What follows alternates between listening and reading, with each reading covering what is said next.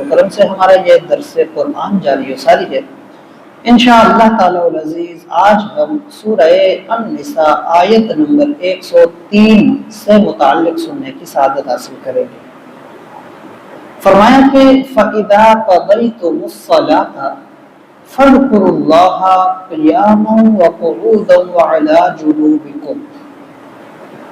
جو پچھلی آیت گزری ہے اس میں اللہ تعالی نے نماز سے متعلق ارشاد فرمایا کہ اپنی نمازوں کو حالت جنگ کے حوالے سے بھی تھا کہ اس انداز میں اپنی نمازیں ادا کریں، جو کہ حضور علیہ الصلوۃ والسلام ایک غزوے کا معاملہ تھا، ذات الرقاع، اس کے اندر ایک واقعہ ہوا، اس حوالے سے نماز خوف کا طریقہ ارشاد فرمایا گیا تھا۔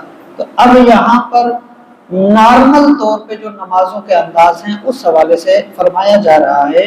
فرمایا کہ فَإِذَا قَضَيْتُمُ الصَّلَاةَ، جب تم نماز پڑھ لو، فَاذْكُرُوا اللَّهَ، تو پھر اللہ کا ذکر کرو، قیامًا یعنی کھڑے ہوئے، وقعودا اور بیٹھے ہوئے، وعلی جنوبکم اور اپنی کروٹوں پر لیٹے ہوئے۔ اس سے مراد یہ ہے کہ اللہ تعالی کا ذکر کرنے کا وقت نہیں ہے۔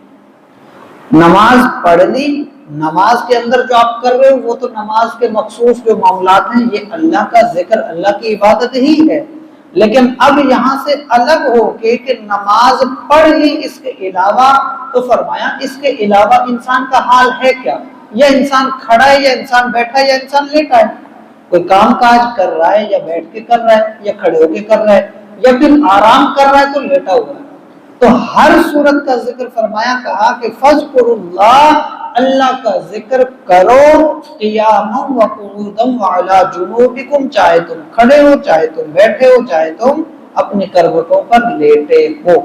تو اس سے ایک چیز تو یہ بھی ہے، علماء کہتے ہیں کہ نماز کے بعد ذکر کرنا آواز کے ساتھ یہ بھی ثابت ہے، مختلف احادیث کے اندر مختلف تھوڑے بہت الفاظ کے رد و بدل سے، تھوڑے بہت الفاظ کے ساتھ الگ الگ دعائیں موجود ہیں کہ حضور علیہ الصلوۃ والسلام پڑھا کرتے تھے، اور صحابہ کرام نے وہ چیزیں روایت کی ہیں کہ ہاں ہم نے حضور علیہ الصلوۃ والسلام کو یوں پڑھتے سنا، یوں پڑھتے دیکھا ہے۔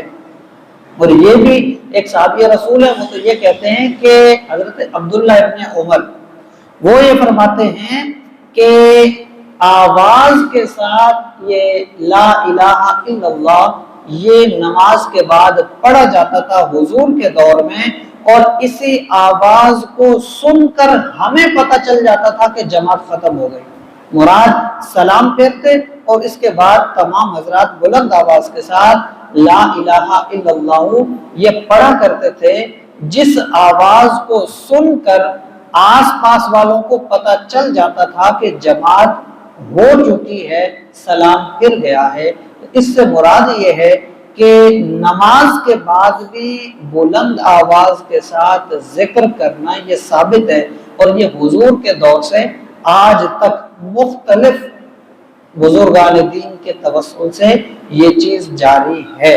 تو یہ چیز انشاءاللہ قیامت تک چلتی رہے گی، اس کی فضیلت اپنی ہے۔ اس کے علاوہ ذکر دو طرح کا ہوتا ہے، ایک ہے ذکر ہم زبان کے ساتھ کرتے ہیں، اس ذکر کی ایک حد ہے، کیوں؟ انسان ہے، انسان نے گفتگو بھی تو کرنی ہے، انسان ہے، انسان نے کچھ دیگر کام بھی تو کرنے ہیں، انسان نے کھانا بھی کھانا ہے۔ جب انسان کھانا کھا رہا ہو زبان سے ذکر نہیں کر سکتا، کیوں؟ اس کی زبان مصروف ہے۔ جب انسان کسی سے گفتگو کر رہا ہو ذکر نہیں کر سکتا، کیونکہ اس کو اپنی جو مطلب کی گفتگو ہے یا اپنا جو مقصود ہے وہ بھی تو بیان کرنا ہے۔ اسی طرح سے دیگر کئی ایسے کام ہیں کہ جب بندہ ان میں مشغول ہو زبان نہیں